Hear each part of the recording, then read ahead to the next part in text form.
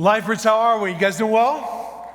Yeah. Hey, it's good to see you guys. And if you're joining us online, welcome. We're really glad that you're connecting with us. And hey, I want to just kind of encourage you for just a second, some things that have happened this week and that are going to happen this coming week. So far, since we've been able to go back into in-person services, we've had quite a few of you step up and volunteer in different ways. We've had a lot of new volunteers in all areas of our church, in our kids ministry, in our production worship team, online, in our guest experience team. There's more of you have jumped in and served, and I want to say, keep going. That's awesome. That's a great way for you to be in the game and contribute to what God is doing here. And I want to encourage all of you to do that. So if you're not volunteering, you can jump on a team right now. You can go to this link on the screen, follow that form, fill it out. We'll contact you and help you get in the game so that you can be a part of the team here more. And I want to encourage you, more and more people to do that. We even have people that are volunteering on digital platforms only. Even if you're not ready to be here physically yet, there's ways for you to serve online. So take that opportunity. Another thing that I want to encourage you about, which goes to the generosity of our church and us wanting to serve. Because of the spikes that have happened across the country with COVID, our medical workers are feeling the pain again. So we want to do anything that we can to encourage and take care of them.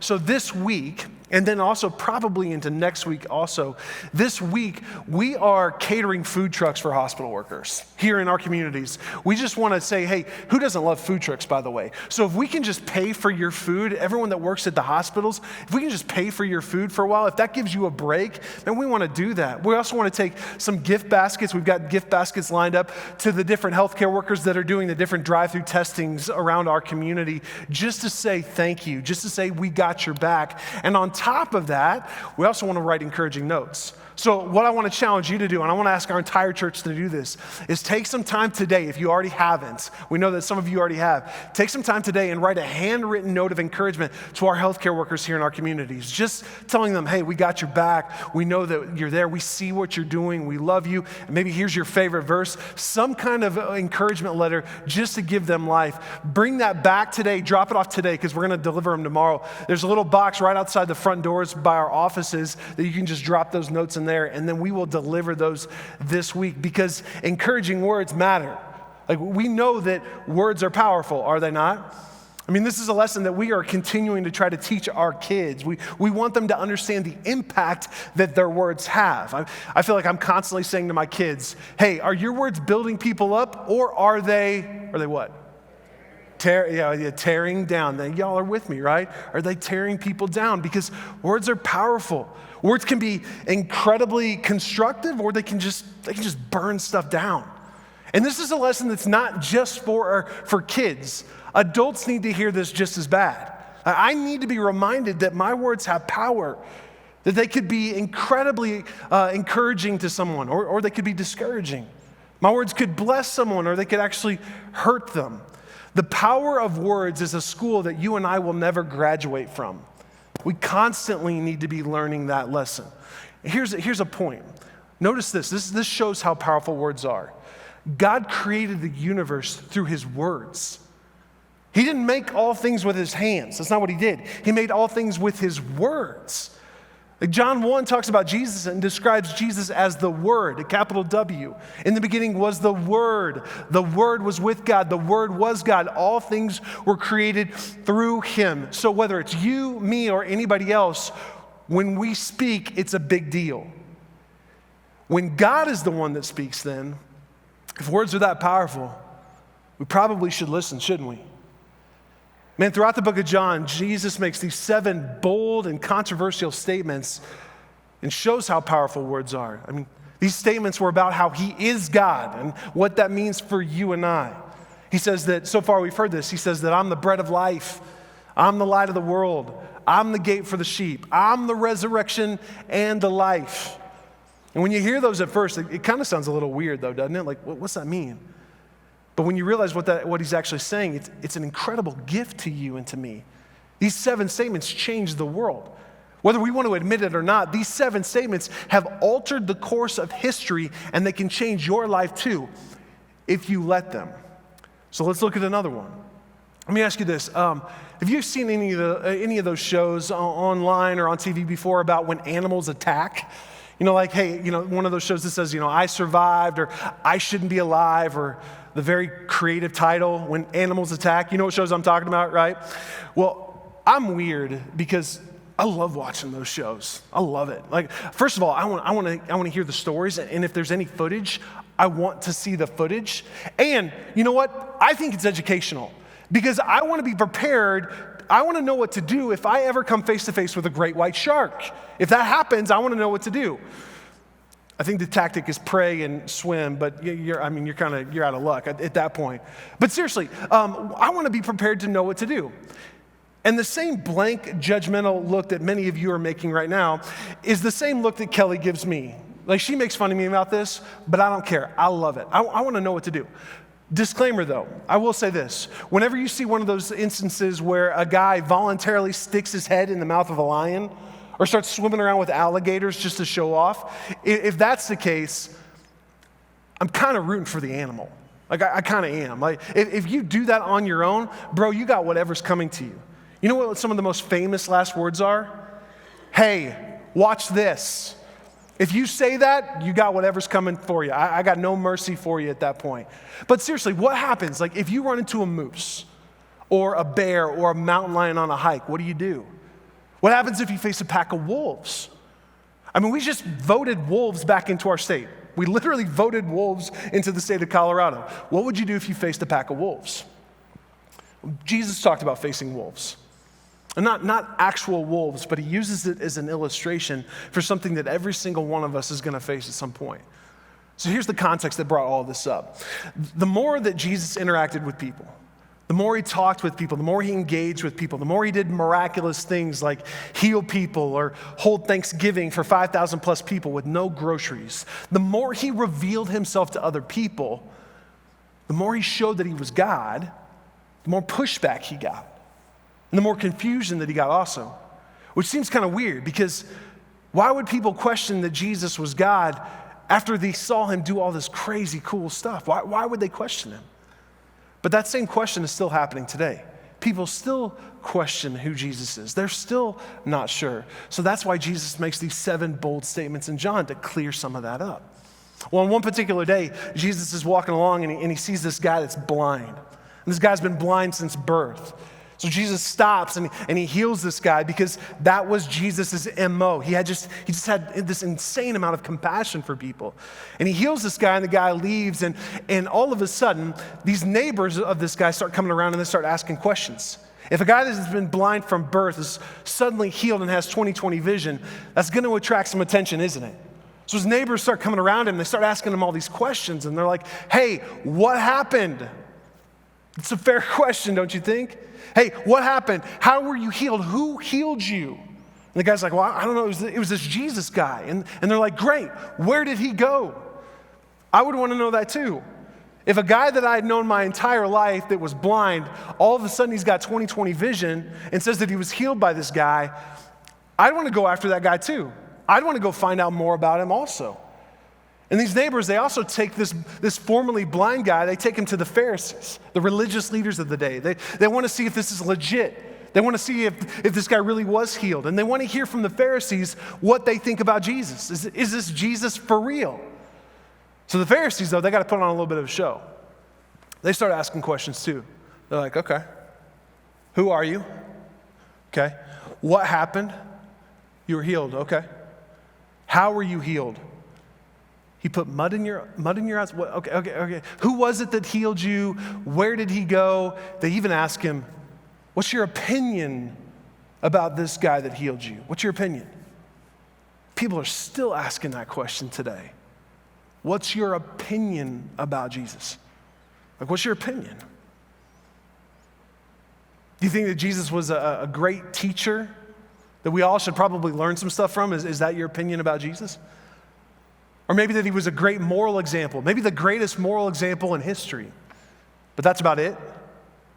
Maybe he was a real guy. Yeah, he was real, but all the stuff that's been attributed to him, things that have been claimed that he did or happened to him, none of that's real. Or maybe he was a prophet of some sort. Or is your opinion that he's the Son of God? I mean, there's an endless list of opinions about who Jesus is and what he did. Endless list of opinions. In fact, I don't think you could talk to anybody today that doesn't have an opinion about Jesus, even if it's indifference. That's still an opinion. But here's the thing. Even though there's so many different opinions like the Pharisees were asking about, you and I can have an opinion about Jesus. But here's the thing. Our opinion about Jesus doesn't matter. It doesn't matter. I mean, we live in a culture, we live in a world that says that you can create your own truth. Meaning your opinion can actually become truth. Your opinion trumps fact. Logically, that makes no sense at all. None. There's no rational thought in that at all, that you can create your own truth. Let me give you an example. My opinion is that the Colts are the best franchise in the NFL. And I got to clap. This is awesome. Be careful, we're in enemy territory. That's my opinion. Most of you would vehemently disagree with me, right? You would say that, in your opinion, the Broncos are the best fan base and the best franchise in the NFL. Not the best team right now, the best franchise in the NFL. And that's fine, that's fine, that's your opinion. Bless your heart. Eventually I'll convert you. But I'm kidding. Like, I want the Broncos to do well. I just want you to know that. As your pastor, I love you. I want your team to do well on every Sunday, unless they're playing the Colts. But that's your opinion, right? We both have opinions. So here's my question. Which one is right? Which one's the truth? Your opinion or my opinion? The answer is neither, because they're opinions. That's all they are. You are entitled to your own opinion. You absolutely are entitled to your own opinion. But what you're not entitled to is your own truth. You're not entitled to your own truth, because truth is outside of us. It's outside of you and me. If we can control truth, if we can create it, if we can change it, then it's not truth. Truth has to be constant. It has to be solid. It's absolute. God's word, the Bible, does not deal in opinions. It deals in truth. So let's just put aside for just a second, let's put aside the endless opinions about Jesus, because Jesus really is one of three things. That's it. There's only three options for what and who Jesus really is. First option, he's a liar. He's a liar. He said that he was God. There's no gray area in that. There's no like, well, kind of, no, that's either true or a lie. He said that he has and is the truth. We'll get to that one next weekend. That's either true or a lie. Jesus is either a liar, or if he's not a liar, the second option, he's a lunatic. The stuff that Jesus said and did was considered crazy, blasphemous. His own family thought that he was crazy. At one point, his mom and his brothers and sisters they try to go get him because Jesus is out teaching, and they think he's lost his mind. They think Jesus is crazy. And Jesus, you're embarrassing yourself and you're embarrassing our family. They try to go get him. Still today, people think that Jesus is crazy. Things that he said and things that he did. Jesus convinced billions of people to follow him as the Son of God. I'm one of them. Billions of people. The only way you can convince billions of people to follow you as God is you're either a lunatic, or third option, he is Lord. He is God. He is the creator of the universe. He is truth. And if that's the case, he's Lord over all. That includes you and that includes me. So Jesus is one of those three things. He's either a liar, he's a lunatic, or he's Lord. There's no other option. And you got to decide which one you believe is true. Just like he said last week. He said, do you believe all of this? Which one is he?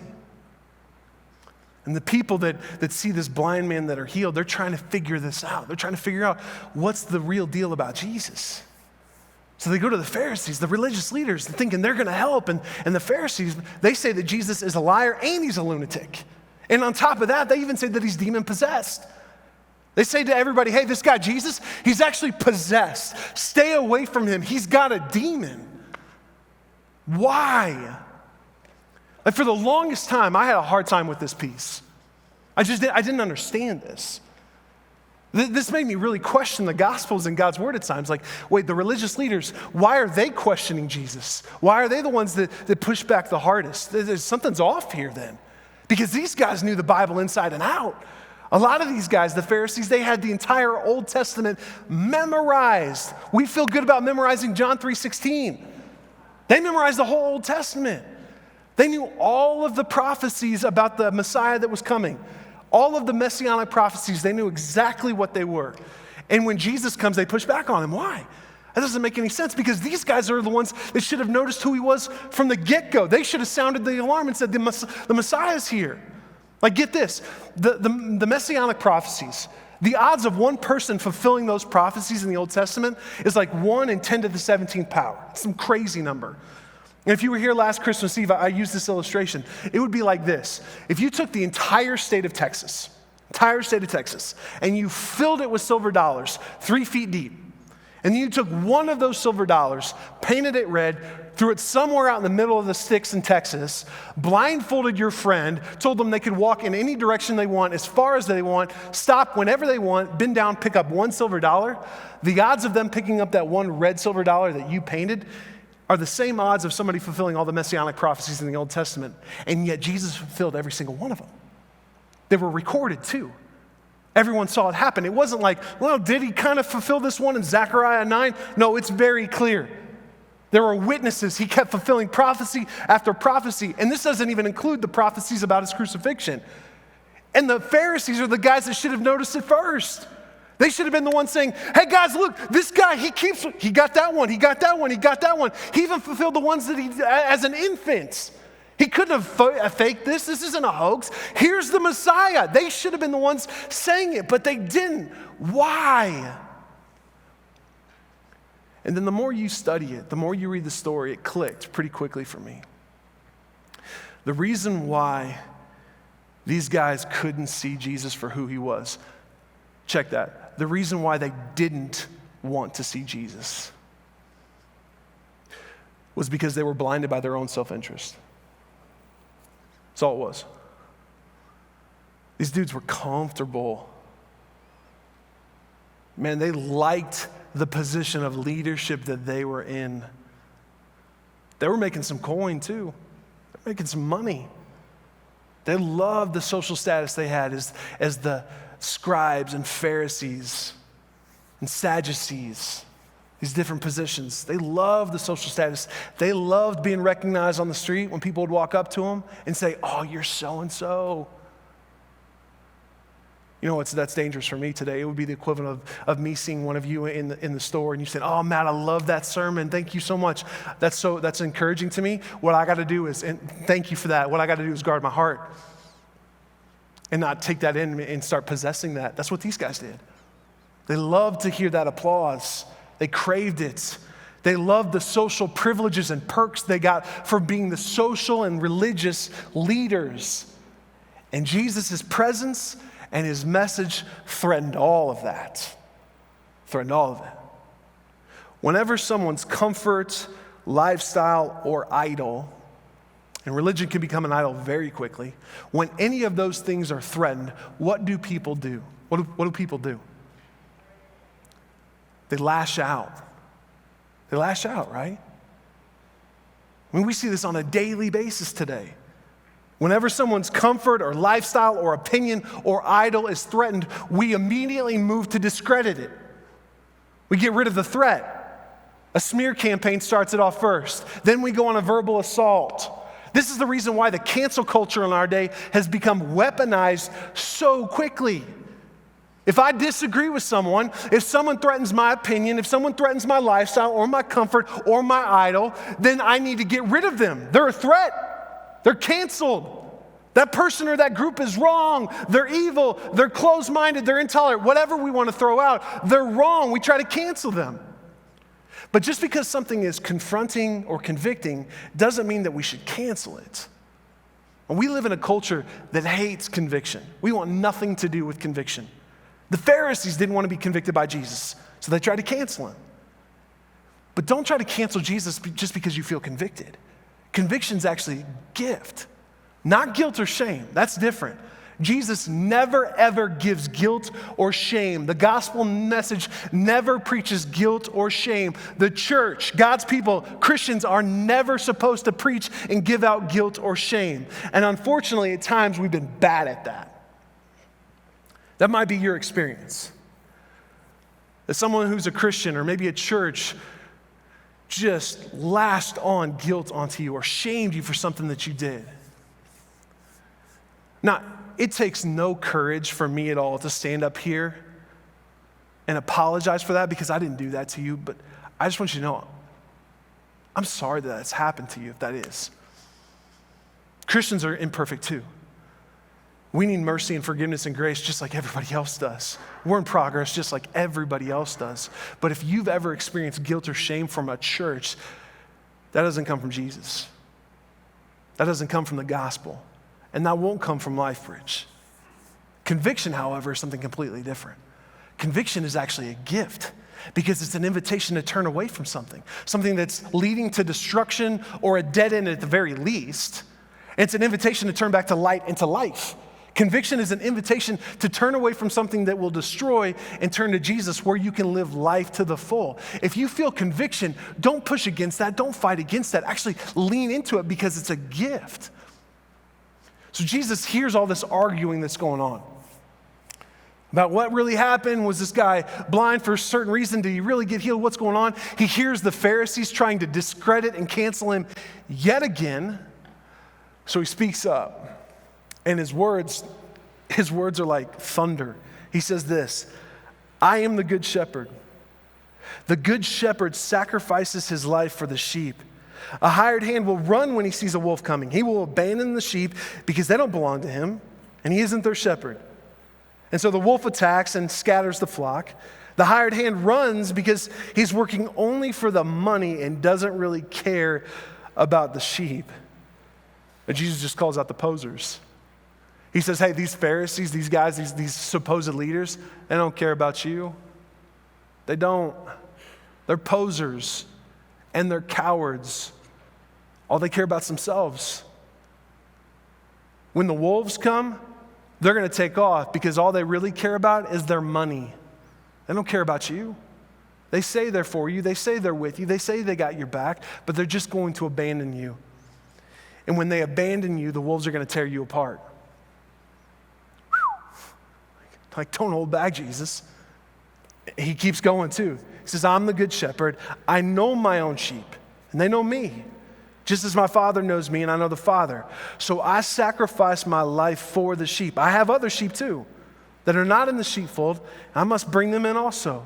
They'll listen to my voice. There will be one flock with one shepherd. The Father loves me because I sacrifice my life so that I may take it back up again. No one can take my life from me. I love that. No one can take my life from me. I sacrifice it voluntarily. For I have the authority to lay it down when I want and to also take it up again. For this is why my Father has commanded me. I am the good shepherd. Well, that implies that there are bad ones. Jesus isn't just talking about this situation that he finds himself in. He's also dropping some truth that's applicable for right now. Here's what he's getting at. Every single one of us wants to be led. Like you and I want to be led. Everyone wants to be led. Even leaders want to be led. I'm a leader and I want to be led. The leader who does not want to be led, who bucks against authority, who thinks he or she is above that, that's a dangerous person.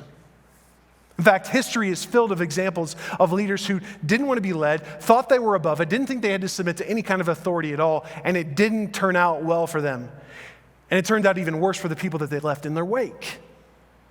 But every single one of us wants to be led because all of us, we were all wired to be led by God. That's what we were created to be. We were created to be led by God. But our sinful world, this broken world because of our sin, has taken that wiring and we look to be led by other things or other people all the time. Something's good, something's terribly wrong. A good shepherd and then also hired hands. We want to be led. So my question is, who or what is leading you right now? I mean, it could be a person. It could be a concept or an ideology. It could be Jesus. Who or what is leading you? So Jesus is talking about leadership, and he describes two different leaders. The good shepherd, which is him, and then the bad ones, hired hands. Well, what's the difference between the two? Hired hands are either people or they're even ideas or concepts that say they're for you, They say they got you back. They say they're caring for you. They say they're here to serve you. But when push comes to shove, they don't care about you at all. They're going to take off. They're posers, they're frauds, and usually they're master manipulators. They use people to get what they want. They'll use you to get what you want. Maybe it's, or what they want. Maybe it's money, like Jesus was talking about. That was pretty specific with the Pharisees. Or maybe it's recognition or status. Maybe it's power. Power is seductive. It's intoxicating. People love to be in power, But real leaders use that power to serve others, not themselves or their own agendas. Hired hands, that's all they're going to do, is they're going to use that power to serve their own agendas. When they see adversity, they run. They usually talk a big game. Hired hands talk a really big game. But when stuff's about to go down, when crisis comes, when the wolves start coming, they take off. Because all they care about is their own skin.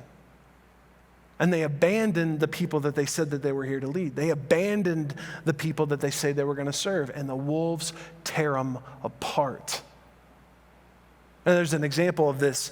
If you've ever seen the movie Wyatt Earp with Kevin Costner, I love Wyatt Earp's story.